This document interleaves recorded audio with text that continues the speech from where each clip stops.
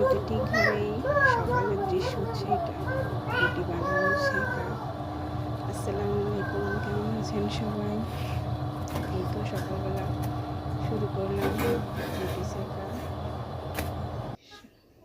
তারপরে একটু ভাজি করলাম, রুটির সাথে তো ভাজি ছাড়া হয় না। ভাজি দিয়ে খেয়ে দুপুরে রান্না চলতেছে। এদিকে চুলায় তেল দিয়ে দিলাম, দিলে মাছ রান্না করবো আজকে। মাছ রান্না আজকে দুপুরে শুধু মাছ। মশলাপাতি সব কষানো হচ্ছে। এদিকে আবার ভাত রান্না চলতেছে। ভাতে আজকে শুধু তরকারি একটাই, মাছের তরকারি, আর কিছু নেই। একটা মাছ বসাই দিলাম। রান্না প্রায় শেষের দিকে চলে আসছে, রান্না শেষ। স্কুল থেকে আসবো। থ্যাংক ইউ সবাইকে।